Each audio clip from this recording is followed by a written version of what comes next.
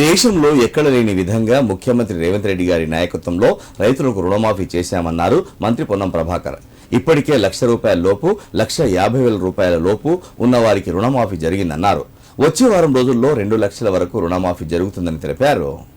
సిద్దిపేట జిల్లా అక్కన్నపేట మండలంలోని రామవరం గ్రామంలోని రైతు వేదిక క్లస్టర్లో వ్యవసాయ అనుబంధ రంగాల పథకాలపై రైతులకు అవగాహన కార్యక్రమం నిర్వహించారు.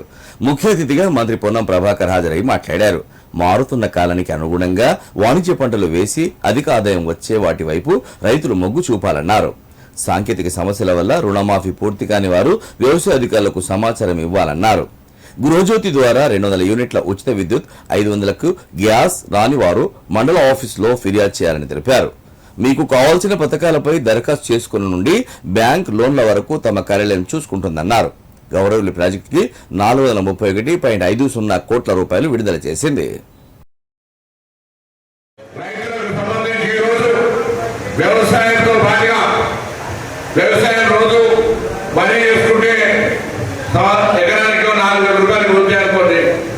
వేరే పంటల ద్వారా 20,000, 30,000 మిగిలి సగం కట్టలు తగ్గించే విధంగా ఉండేటువంటి పంటలు మారుతున్న కాలానికి అనుగుణంగా పంటలు మార్చుకొని ఆదాయం ఖర్చులు పెరిగినాయి, వద్దన్నా ఖర్చు విడబడతా ఉంది. వాటి ఖర్చుకు తగ్గ ఆదాయం పెంచుకోవాలని వ్యవసాయ శాఖ తరఫున, ప్రభుత్వం తరఫున కొన్ని ఆలోచనలు నేను చెప్తా ఉన్నాను. దయచేసి అందరూ వినండి. విన్న తర్వాత ఎవరైనా ఉత్సాహం ఉన్న రైతులు మీ పేర్లు ఇస్తే వాళ్ళకు సంబంధించి అప్లికేషన్ నుంచి మొదలుకుంటే బ్యాంకులో శాంక్షన్ అయి ఆ స్కీమ్ మీకు చేరేదాకా మా కార్యాలయం నుంచి మిమ్మల్ని ఆ విధంగా ఫాలో చేస్తారు.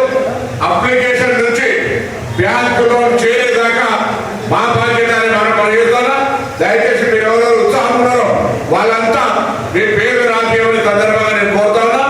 రుణం తీసుకున్న రైతులందరికీ, వ్యవసాయ రుణం తీసుకున్న రైతులందరికీ నిబంధనల మేరకు, అర్హత మేరకు రుణమాఫీ చేయాలని నిర్ణయం తీసుకుంది. కాబట్టి సాంకేతికంగా ఎవరైనా ఇబ్బంది ఉంటే దయచేసి సంబంధిత అధికారులకు చెప్పమని కోరుతూ, రెండవది గృహజ్యోతికి సంబంధించి 200 యూనిట్ల వరకైనా రాకపోతే మీరు అర్హత ఉండి 200 యూనిట్ల లోపల కాల్చుకున్నది కూడా రాకపోతే వాళ్ళ వివరాలు మండల కార్యాలయంలో ఆఫీస్ ఓపెన్ చేసినాం.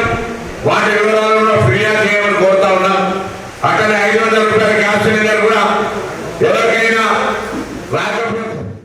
అనంతరం అక్కనపేట మండలం మల్లంపల్లిలో మంత్రి పొన్నం ప్రభాకర్ గౌడ్ పర్యటించారు. మల్లంపల్లిలో పెద్దమ్మ దేవాలయం, వెంకటేశ్వర స్వామి ఆలయంలో మంత్రి పొన్నం ప్రత్యేక పూజలు చేశారు. తర్వాత మల్లంపల్లి రైతు వేదిక క్లస్టర్లో రైతు అనుబంధ రంగాల పథకాలపై అవగాహన సదస్సులో ఆయన పాల్గొన్నారు. రైతు ఆదాయం పెంచుకోవడానికి ఉన్న వ్యవసాయ అనుబంధ మార్గాలు, పాడి పశువుల పెంపకం, చేపలు, పండ్ల తోటలు, వాణిజ్య పంటలపై రైతులకు దిశానిర్దేశం చేశారు. వ్యవసాయ రంగ అభివృద్ధికి రాష్ట్ర ప్రభుత్వం అందిస్తున్న అన్ని సౌకర్యాలను రైతులందరూ అందిపుచ్చుకోవాలన్నారు.